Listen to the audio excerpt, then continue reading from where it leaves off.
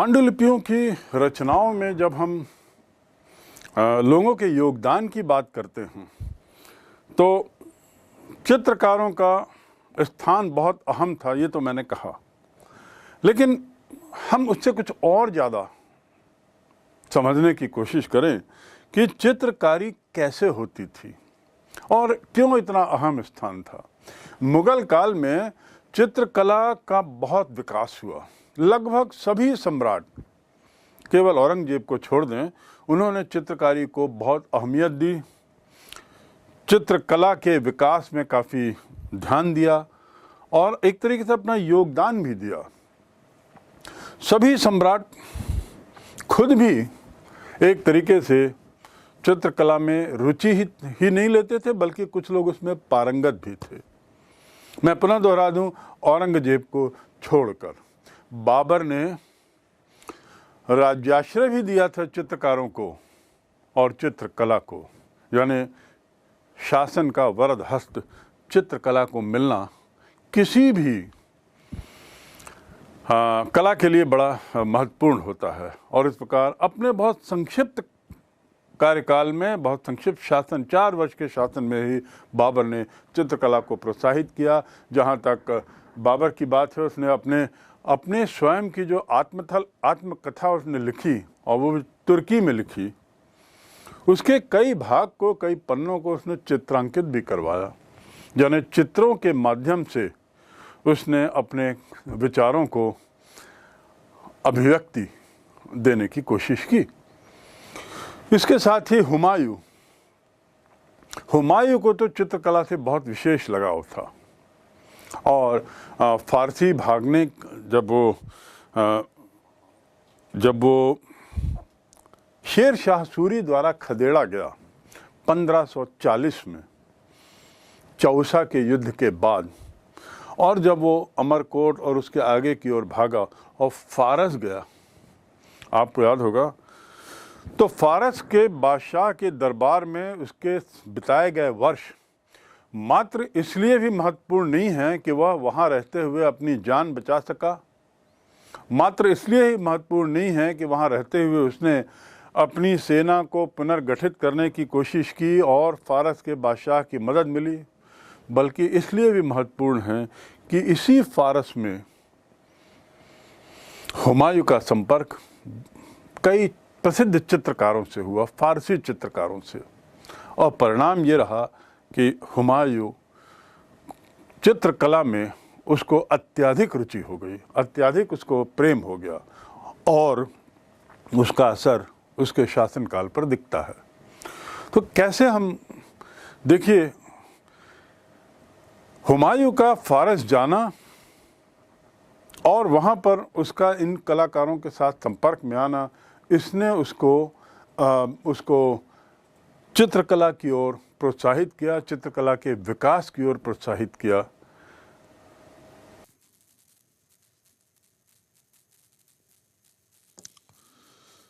ये याद रखने की बात है कि जिस काल में मुगल साम्राज्य अपने निर्माण के दौर से गुजर रहा था, मुगल साम्राज्य की नींव जब रख दी गई थी और एक तरीके से उसको मजबूती दी जा रही थी, उसी समय और जो एशिया के क्षेत्र थे और जो शासक थे, उनके द्वारा कलाकारों को उनके चित्र और राज्य के दृश्य चित्रित करने के लिए नियमित रूप से नियुक्त किया जाता था।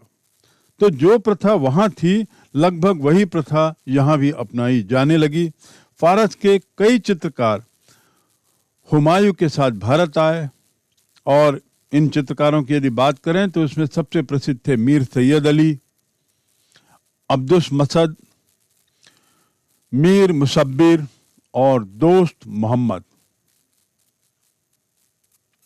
हुमायूं और अकबर ने इन्हीं के चित्रकारी की शिक्षा प्राप्त की।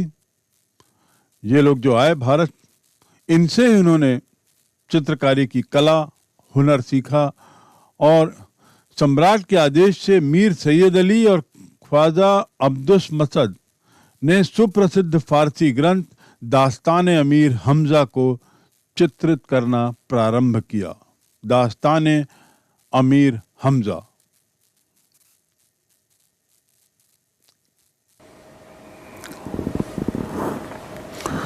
मुगल चित्रकला का वास्तविक आरंभ कब से माना जाए?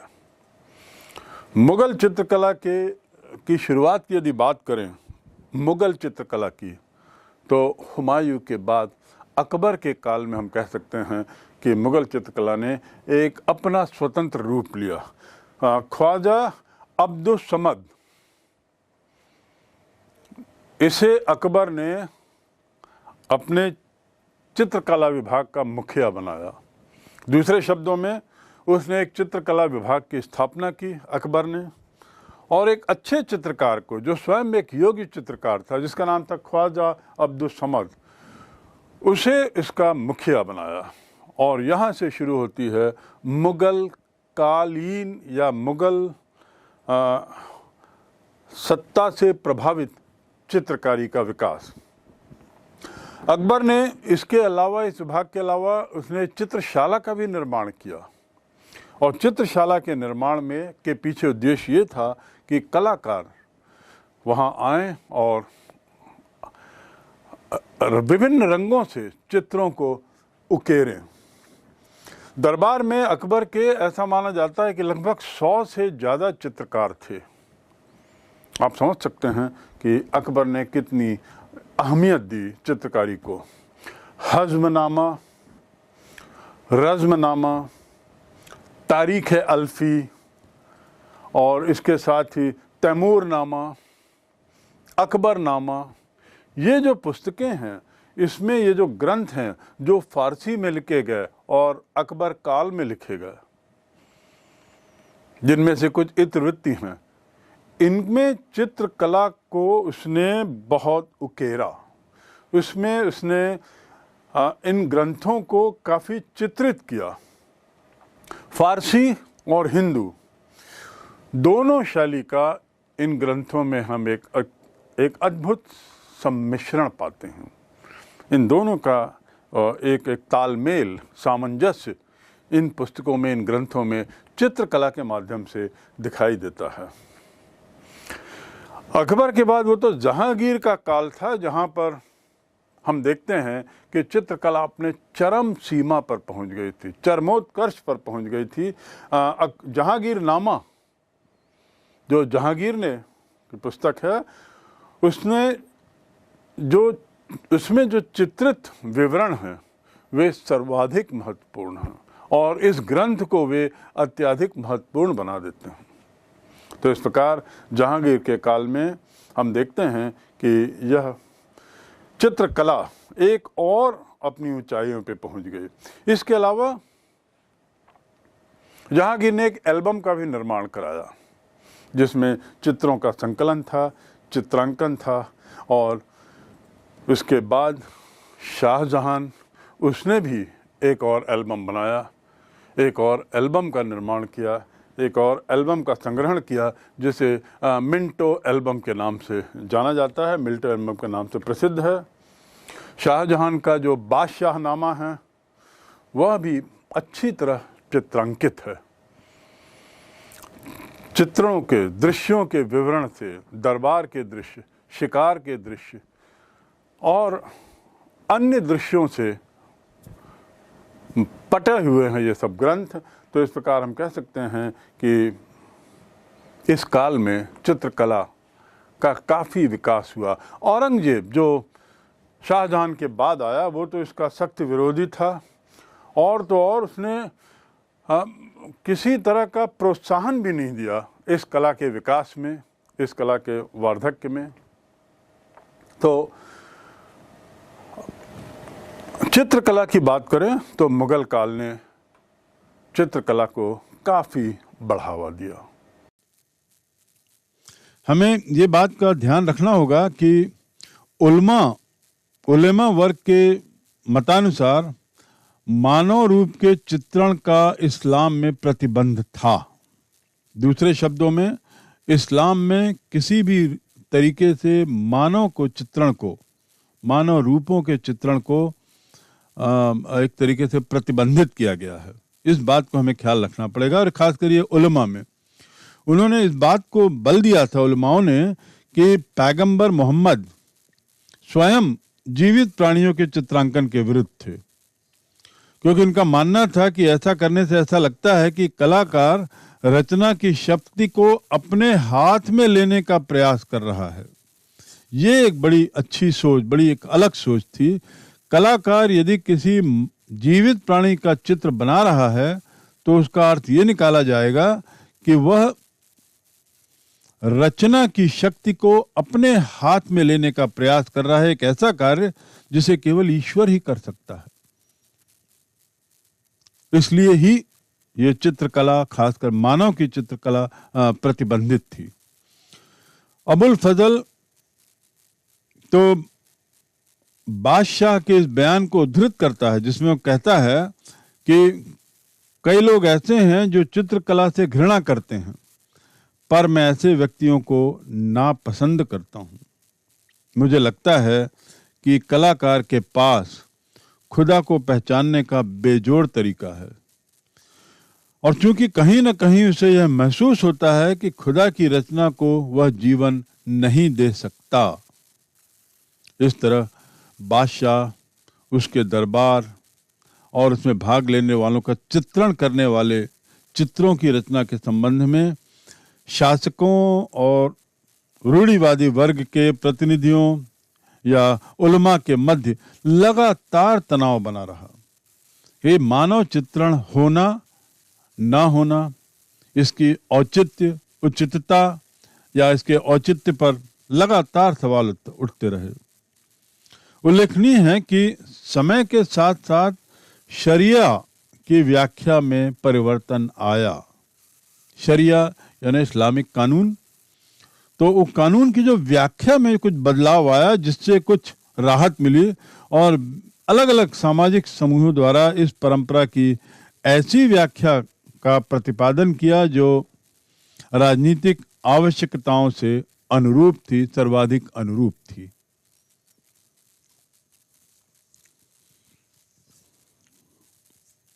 सवाल ये उठता है कि ऐसे क्या कारण थे जिससे हम पाते हैं कि मुगल काल में बहुत सारी पांडुलिपियां लिखी गईं और उन पांडुलिपियों को विशिष्ट रूप से चित्रांकित करने का भी प्रयास किया गया। दूसरे शब्दों में, पांडुलिपियों में चित्रों का औचित्य क्या है? क्यों इतना महत्व चित्रों को, चित्रांकन को?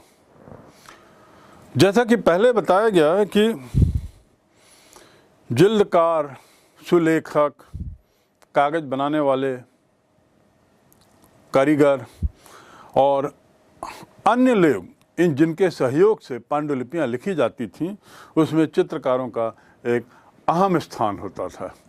एक राजा के, एक शासक के शासनकाल में घटित घटनाएं, उनका चित्रांकन पाठ के साथ साथ, विवरण के साथ साथ यदि उसका चित्रांकन हो जाए तो सोने में सुहागा होता है। तो इनको दृश्यों के रूप में बताते हुए, चित्र के रूप में बताते हुए जीवंत करने का प्रयास किया जाता था। उन सब घटनाओं को, उन सब विवरणों को आखिर जीवंत करने का प्रयास किया। सुलेखक जो हैं, सुलेखक जो दृश्य रूप में व्यक्त करने में जो संबंधित पृष्ठ है, जहाँ पर कुछ चीज़ों को चित्र रूप में व्यक्त करना है, तो उस पृष्ठ पर वे जगह छोड़ देते थे। यानी जब लिखते थे तो उस लिखने के पूर्व सुनिश्चित करते थे कि इन लघु चित्रों को, आप याद रखेंगे कि ये जो चित्र हुआ करते थे मूल रूप से लघु चित्र होते थे, इन लघु चित्रों को उसी पृष्ठ पर जहाँ पर उसका विवरण हो, उसके दृश्यों का विवरण हो, वहीं पर उकेरने के लिए कितनी जगह की आवश्यकता पड़ेगी, उतनी जगह छोड़कर सुलेखक अपना पाठ लिखते थे, अपनी बातें लिखते थे। और उसके साथ शब्दों को वर्णित करने, चित्रांकित कर सजीव बनाने का काम ये चित्रकार करते थे। जो चीज़ें सुलेखक ने लिखी हैं उसे सजीव बनाना, चित्रांकन के माध्यम से, विजुअल के माध्यम से, दृश्यों के माध्यम से, यही काम चित्रकारों का होता था। और इसके पीछे जो सवाल है कि इसका औचित्य क्या था, यही इसका उत्तर है। ये कोशिश ये होती थी कि उन्हीं पन्नों पर इन लघु चित्रों को देखा जा सके जिन पन्नों पर किसी घटना का, किसी बात का विवरण हो। ये एक बहुत कठिन काम होता था। याद रहे कि चित्रांकन केवल सौंदर्य के लिए नहीं होता था। हम इसको ये ना समझें, जैसा मैंने जल्दकार का जिक्र किया कि उसका काम होता था बहुत सुंदर कलेवर देना, और ऐसी पोस्टकार का काम होता था पन्नों को चमकाना। इसका अर्थ ये नहीं कि केवल सुंदरता के पीछे ये लोग भागते थे, या केवल सौंदर्य के कारण ही, सौंदर्य भावना से प्रेरित होकर पांडुलिपियों का निर्माण किया जाता था, उसमें चित्रकारी आदि की जाती। नहीं, ऐसी बात नहीं थी। विशेष बात तो ये थी कि विचारों के संप्रेषण का शक्तिशाली माध्यम, शक्तिशाली जरिया चित्र होते हैं। विचारों के संप्रेषण का, विचारों को सामने तक पहुंचाने का, पाठकों तक पहुंचाने का एक महत्वपूर्ण जरिया होता है चित्रकला। और इसीलिए लिखित रूप में जहां व्यक्त करना संभव नहीं है, उसे चित्रों के माध्यम से व्यक्त किया जा सकता था। एक उदाहरण की बात करें तो जैसे राजा और उसकी शक्ति, राजा और उसकी शक्ति का विवरण, उसका बखान, एक कितने भी हम प्रयास करें तो शायद उसमें कुछ कमी जरूर नजर आएगी। वह बखान स्वयं में अपने में पर्याप्त नहीं होगा राजा की शक्ति को बताने में। लेकिन यदि चित्रों को उकेर दिया जाए, उन्हें चित्रावली के रूप में कर दिया जाए, तो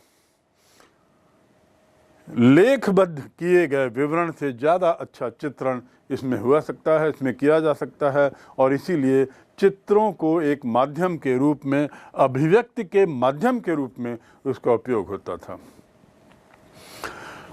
अकबर का जो दरबारी इतिहासकार था अबुल फजल, जिसने अकबरनामा लिखा है, उसने तो अपने उद्धरण में लिखा है कि चित्रकला जो है वो निश्चित रूप से एक जादुई कला है, क्योंकि उसमें वो जादू है कि वह निर्जीव को सजीव कर दे। उसमें वो जादू है कि वह ऐसी शक्ति है कि जिसकी अभिव्यक्ति को, किसी अभिव्यक्ति को एक जीवन दे दे, एक लाइफ दे दे। ऐसा सटीक चित्रण यदि हो तो चित्रकला वास्तव में एक बहुत अच्छा हुनर है।